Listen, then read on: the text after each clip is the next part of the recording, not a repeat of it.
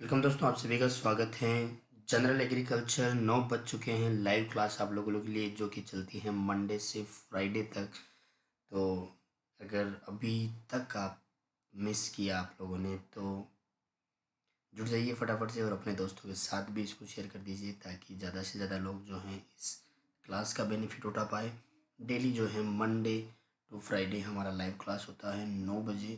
तो ज्वाइन करना ना भूलें, बने रहिए साथ में। तो चलिए शुरू करते हैं। बहुत प्यारे प्यारे क्वेश्चन आप लोगों के लिए। तो आज का जो है पहला क्वेश्चन, वो क्वेश्चन आप लोगों की स्क्रीन पे फटाफट से कमेंट बॉक्स में आपको जवाब देना है। गेहूं का उद्गम स्थल कौन सा है? गेहूं का उद्गम स्थल कौन सा है? फटाफट से कमेंट बॉक्स में जवाब दे दीजिए। गेहूं का उद्गम स्थल कौन सा है? तो गेहूं का जो उद्गम स्थल है ये है आपका भूमध्य सागरीय। ये इसका उद्गम स्थल है। भूमध्य सागरीय जो है गेहूं का उद्गम स्थल है। चलिए अगले क्वेश्चन की तरफ बढ़ते हैं। अगला क्वेश्चन है आप लोगों के लिए, कैल्शियम की कमी के लक्षण पौधों में सर्वप्रथम कहाँ पर देखे जाते हैं या कहाँ पर दिखाई देते हैं? फटाफट से बताइए कि जो कैल्शियम है, कैल्शियम की कमी के लक्षण, कैल्शियम की कमी के लक्षण पौधे में कहाँ पर सर्वप्रथम दिखाई देते हैं? कैल्शियम की कमी के लक्षण कहाँ पर दिखाई देते हैं? सबसे पहले सर्वप्रथम जो है ये दिखाई देते हैं शीर्ष पत्तों पर, इसका असर दिखाई देता है। सर्वप्रथम जो है ये उस पौधे के शीर्षस्थ जो पत्ते हैं वहाँ पर इसके लक्षण दिखाई देते हैं। चलिए अगला सवाल, मोलिब्डेनम की उपलब्धता अधिक होती है कौन से पीएच पर? मोलिब्डेनम जो है, मोलिब्डेनम की उपलब्धता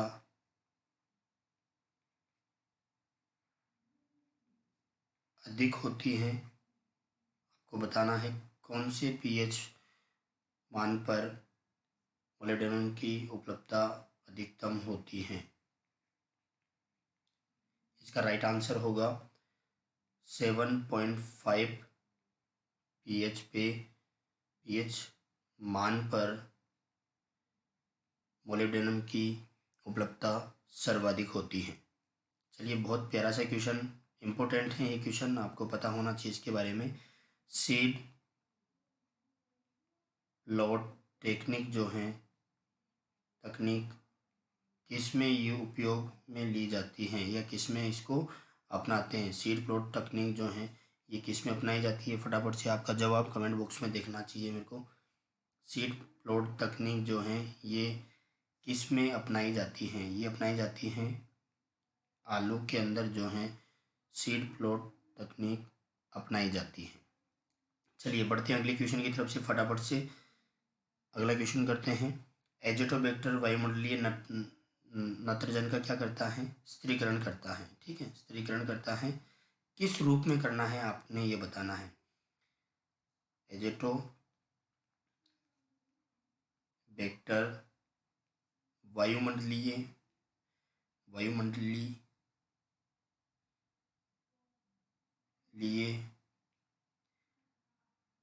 एंटो का स्थिरीकरण करता है। क्या करता है? स्थिरीकरण करता है। ये किस रूप में करता है? किस रूप में करता है? फटाफट से आपका जवाब आ जाना चाहिए। किस रूप में करता है? बिल्कुल सही। ये जो करता है ये करता है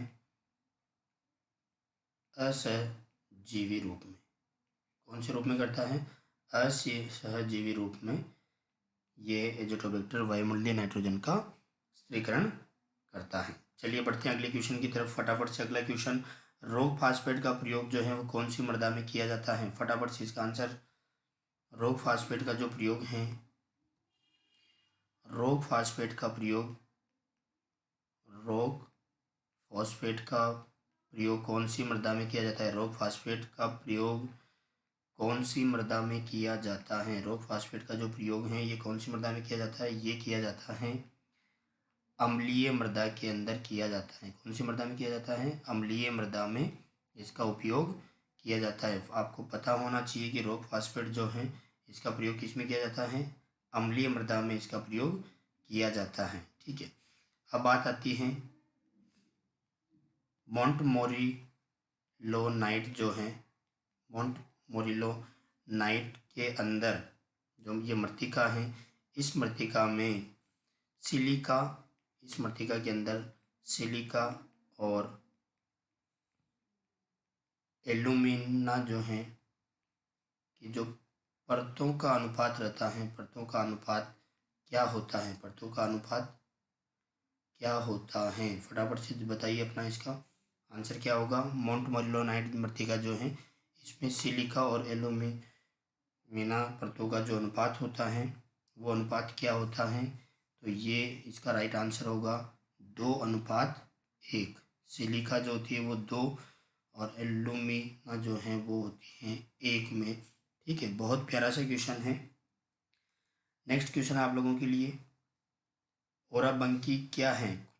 ओराबंकी किस तरह का परजीवी है? आपको पता होना चाहिए। ओराबंकी जो है ये एक पूर्णमूल परजीवी है। क्या है? पूर्णमूल परजीवी है। ओराबंकी का क्वेश्चन बहुत बार एग्जाम के दृष्टिकोण से इम्पोर्टेंट है, तो कई बार पूछा जाता है इसको। अच्छा, अगला क्वेश्चन ये है कि भारत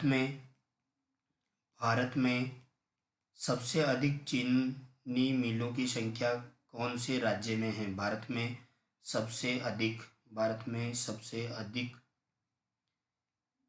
चीनी मिलों की संख्या कौन से राज्य में है? भारत में सबसे अधिक चीनी मिलों की संख्या कौन से राज्य में है? आपको बताना है, राज्य का नाम बताना है, कौन से राज्य में है भारत में सबसे अधिक चीनी मिलों की संख्या।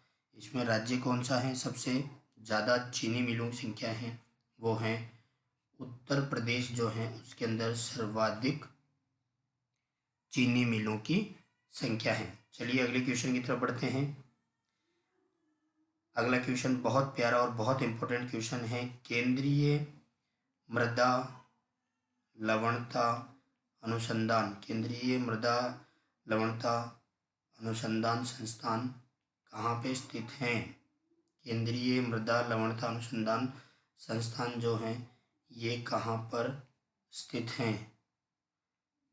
फटाफट से बता दीजिए कहाँ पर स्थित हैं। ये हैं करनाल के अंदर स्थित हैं। कहाँ पर स्थित हैं? करनाल में स्थित हैं। केंद्रीय मृदा लवणता अनुसंधान संस्थान जो हैं ये कहाँ पर स्थित हैं? ये करनाल के अंदर स्थित है। एक्सटेंशन का एक बहुत प्यारा सा क्वेश्चन है आप लोगों के लिए कि प्रसार शब्द जो है, ठीक है, एक्सटेंशन जो शब्द है, प्रसार शब्द का सर्वप्रथम किसके द्वारा प्रयोग किया गया था? कौन से देश के द्वारा प्रसार शब्द का प्रयोग किया गया? प्रसार शब्द का प्रयोग किया गया था। फटाफट से बता दीजिए प्रसार शब्द का प्रयोग सर्वप्रथम कौन से देश के द्वारा किया गया था? प्रसार शब्द का सर्वप्रथम उपयोग किया था अमेरिका जो है के द्वारा इसको किया गया था। किसके द्वारा किया गया था? अमेरिका के द्वारा इसको किया गया था। चलिए बढ़ते हैं अगले क्वेश्चन की तरफ। जो धान है, धान में कितने पुंकेसर होते हैं? धान में कितने पुंकेसर होते हैं? धान में कितने पुंकेसर होते हैं? अगर धान की बात करें तो धान के अंदर जो पुंकेसरों की संख्या होती है ये होती है 6। इसके अंदर पुंकेसर पाए जाते हैं। 6 कितने? 6 पुंकेसर इसके अंदर पाए जाते हैं। एक आपसे बेसिक सा क्वेश्चन ये है कि आपने C3C4 प्लांट के बारे में सुना होगा, तो आपने बताना है गेहूं जो है वो किस तरह का पौधा है? गेहूं पौधा है कौन सा? आपने बताना है C3 या फिर C4 प्लांट है। राइट आंसर क्या होगा इसमें से?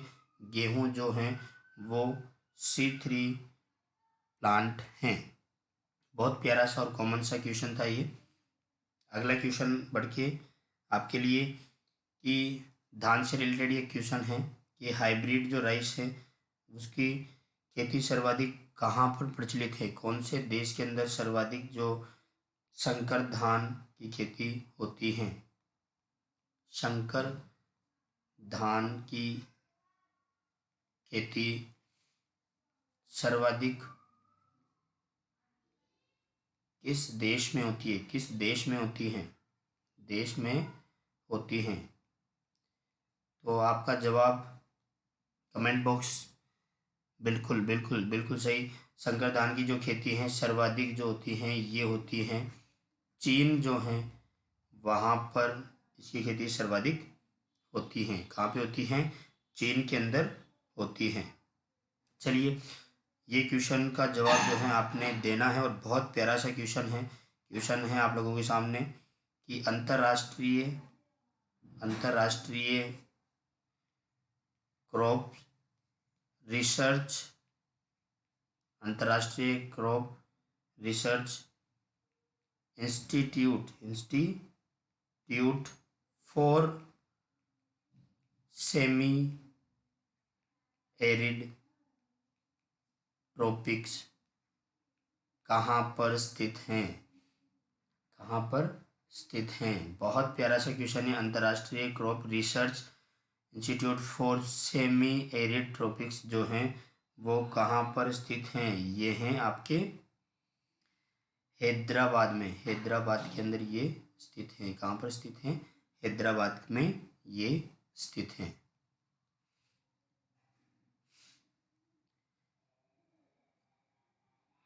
बहुत प्यारा सा क्वेश्चन था ये। अंतर्राष्ट्रीय crop research institute for semi arid tropics, ICRISAT.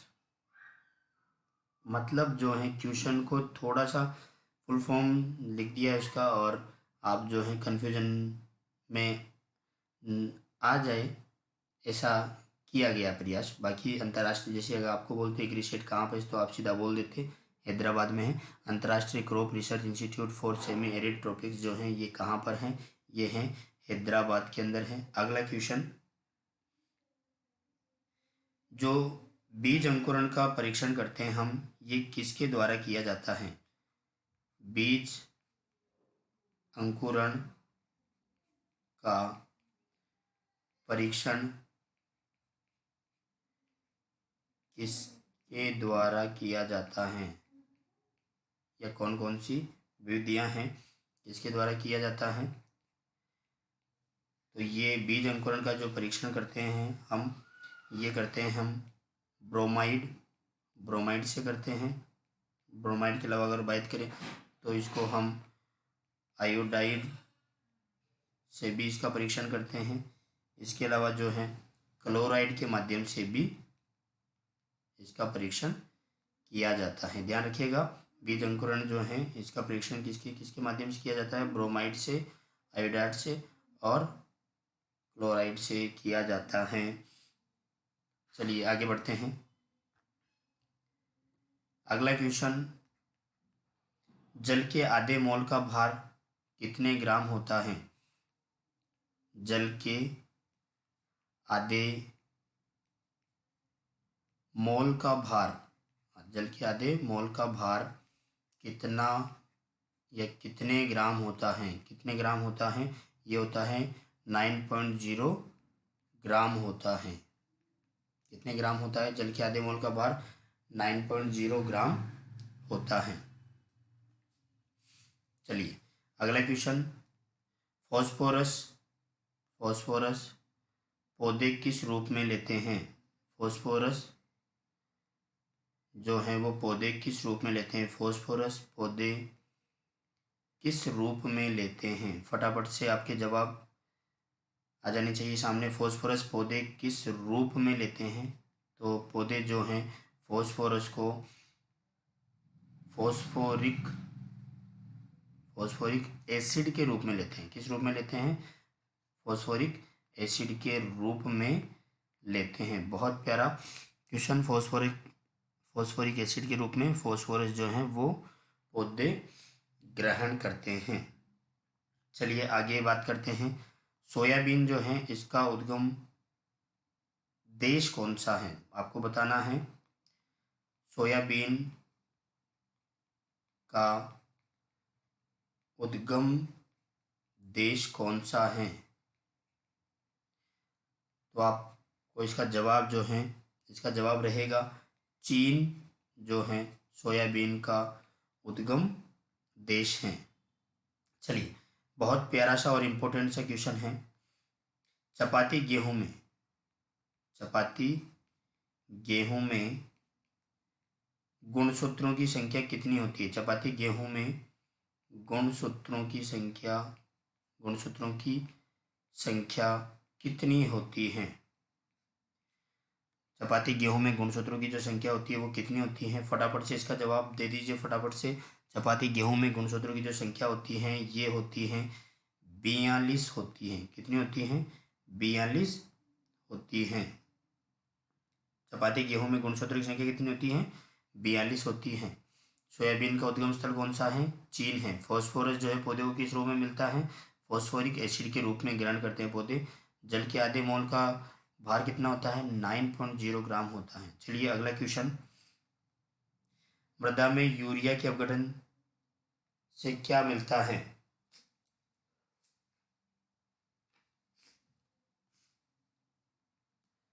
मृदा में यूरिया के अपघटन से, किसके अपघटन से? यूरिया के अपघटन से क्या मिलता है? मृदा में यूरिया के अपघटन से क्या मिलता है? तो मृदा में जो यूरिया का अपघटन होता है उसके अपघटन के परिणाम स्वरूप मृदा में क्या मिलता है? अमोनियम कार्बोनेट जो है, अमोनियम कार्बोनेट मिलता है। ध्यान रखिएगा कि जो यूरिया है ये जब अपघटित होता है तो इससे क्या होता है? मृदा में अमोनियम कार्बोनेट की मात्रा में वृद्धि होती है। चलिए अगला क्वेश्चन।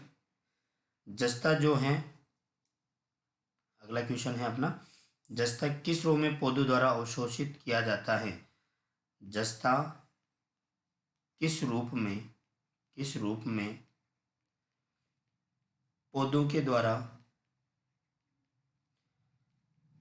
अवशोषित होता है, अधिशोषित होता है। किस रूप में उस अधिशोषित होता है? तो ये होता है जेडन, यहाँ पे +2। ध्यान रखिएगा कई बार ऑप्शन में आपके ऐसे पूछा जा सकता है जेडन प्लस, तो हमने राइट करना है जेडन प्लस। जस्ता जो है पौधों को इस रूप में अधिशोषित होता है। अगला क्वेश्चन। किस समूह का जीवाणु फास्फेट की घुलनशीलता बढ़ाता है? किस समूह का जीवाणु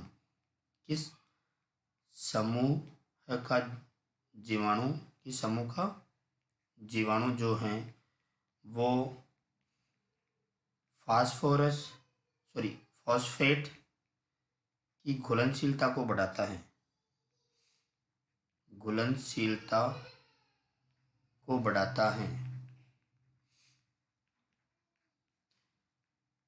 आपने जीवाणु का नाम बताना है कि किस समूह का जीवाणु जो है वो फास्फेट की घुलनशीलता को बढ़ाता है। तो ये जो जीवाणु हैं ये हैं स्यूडोमोनास। ये क्या करते हैं? ये फॉस्फेट की घुलनशीलता को बढ़ाने का काम करते हैं। अगला क्वेश्चन आप लोगों के लिए। आलू का जो प्रवर्धन होता है वो किसके माध्यम से होता है? आलू का प्रवर्धन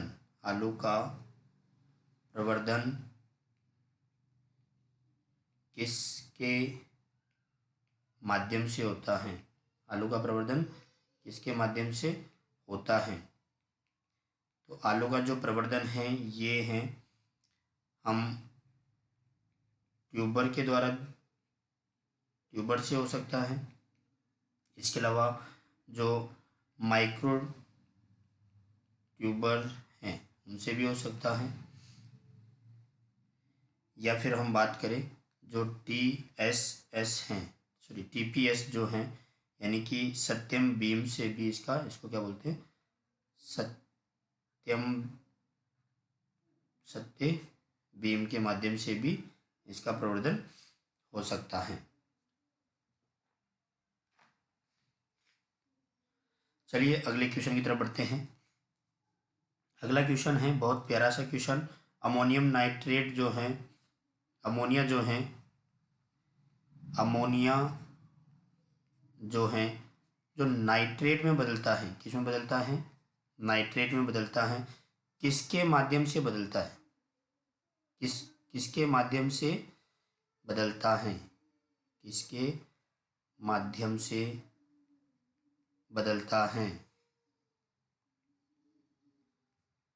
अमोनिया किसके माध्यम से नाइट्रेट में बदलता है। तो अमोनिया जो है वो आपने बताना है कि फफूंदी हैं या फिर एल्गी हैं, केचुआ है या फिर जीवाणु है। तो ये जो बदलता है ये बदलता है जीवाणु के माध्यम से बदलता है। किसके माध्यम से बदलता है, जीवाणु के माध्यम से बदलता है। चलिए अगले क्वेश्चन की तरफ बढ़ते हैं। अगला क्वेश्चन है आप लोगों के लिए, जल प्रयोग क्षमता सर्वाधिक किस विधि में होती है। जल प्रयोग क्षमता, जल प्रयोग क्षमता सर्वाधिक किसमें होती हैं, सर्वाधिक किसमें होती हैं। तो जो बूंद बूंद जो सिंचाई है इसके अंदर क्या होती है, सर्वाधिक जल प्रयोग क्षमता होती है। कौन सी किसके अंदर होती है, बूंद बूंद सिंचाई में, बूंद बूंद सिंचाई में सर्वाधिक जल प्रयोग क्षमता होती है। चलिए अगले क्वेश्चन की तरफ बढ़ते हैं। अगला क्वेश्चन जो है आप लोगों के लिए, आपने इसका जवाब देना है। बहुत प्यारा सा क्वेश्चन है और हो सकता है कि आपके लिए ये किसी न किसी एग्ज़ाम के अंदर जो है वो बहुत इम्पोर्टेंट रोल प्ले करे।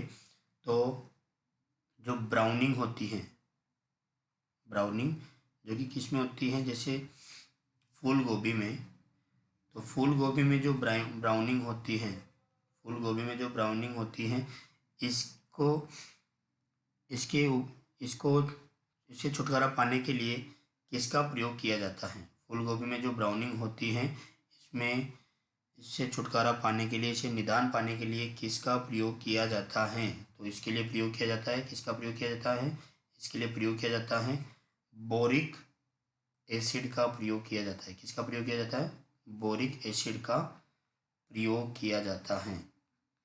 किसके निदान के लिए, ब्राउनिंग के निदान के लिए। ठीक, किसका प्रयोग किया जाता है बोरिक एसिड का प्रयोग किया जाता है। अगला क्वेश्चन, मैं वैरायटी के नाम लिख रहा हूँ, आपको बताना है कि ये किसकी वैरायटी है। ठीक है, पहली विजय, अंबर, अंबर, सोना, किसान, कंपोजिट, किसान कंपोजिट किस्म है। किसकी किस्म है, ये जो है ये किसकी किस्में हैं आपको बताना है, विजय, अंबर, सोना, किसान, कंपोजिट। बिल्कुल, और इसका जो आंसर है वो है कि ये मक्का जो है, ये किसकी हैं, मक्का की किस्में हैं। किसकी किस्में हैं, मक्का की किस्में हैं।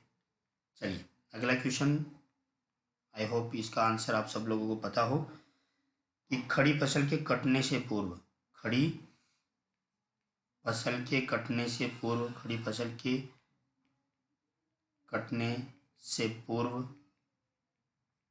खड़ी फसल के कटने से पूर्व उसी खेत में दूसरी फसल बोना, दूसरी फसल बोना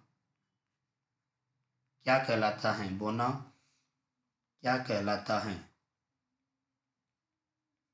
फटाफट से इसका जवाब, बिल्कुल सही जवाब। और यहाँ पे कि खड़ी फसल के कटने से पूर्व अगर उसी खेत में हम दूसरी फसल को बो देते हैं तो ये कहलाता है, इसको कहते हैं हम रिले क्रॉपिंग बोलते हैं। क्या बोलते हैं इसको?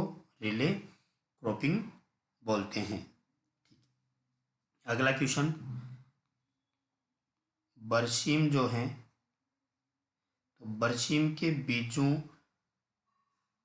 का उपचार, बरसीम के बीजों का उपचार किसके माध्यम से किया जाता है? बरसीम के बीजों का जो उपचार किया जाता है ये किसके माध्यम से किया जाता है? कौन से कल्चर के माध्यम से किया जाता है? तो इसका जवाब है राइजोबियम कल्चर के माध्यम से। किसके द्वारा किया जाता है? राइजोबियम कल्चर के माध्यम से किया जाता है। राइजोबियम कल्चर के माध्यम से जो है बरसीम के बीजों का उपचार किया जाता है। बरसीम के बीजों का उपचार किया जाता है। और आज का हमारा लास्ट क्वेश्चन है, आपने बताना है इसका जवाब। और उम्मीद करता हूँ कि ये जवाब आप लोगों को पता हो, नहीं हो तो भी आप कमेंट बॉक्स में आके इसका जवाब ज़रूर देके जाइएगा कि रेशम कीट जो है,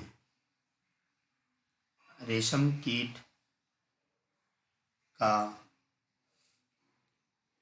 वैज्ञानिक, रेशम कीट का वैज्ञानिक नाम क्या होता है? रेशम कीट का वैज्ञानिक नाम क्या होता है? ये आपको कमेंट में बताना है। ठीक है, आपको ये कमेंट में बताना है। उम्मीद करता हूँ कि आप सब लोगों जो हैं को ये सेशन अच्छा लगा होगा। अगर वीडियो आपको पसंद आए तो लाइक करके ज़रूर जाइएगा, अपने दोस्तों के साथ में ज़रूर शेयर कीजिएगा। और जो है सोमवार से शुक्रवार 9 बजे लाइव में आना ना भूलेगा। धीरे धीरे हम जो शुरुआत कर रहे हैं ज़्यादा से ज़्यादा लोगों तक पहुँचे और बहुत सारे लोगों को इसका बेनिफिट मिले। अपने दोस्तों के साथ ज़रूर इसको शेयर करें। Thank you so much. यहाँ पे सिर्फ पढ़ाई है, बाकी और कुछ नहीं। Thank you, thank you, thank you so much.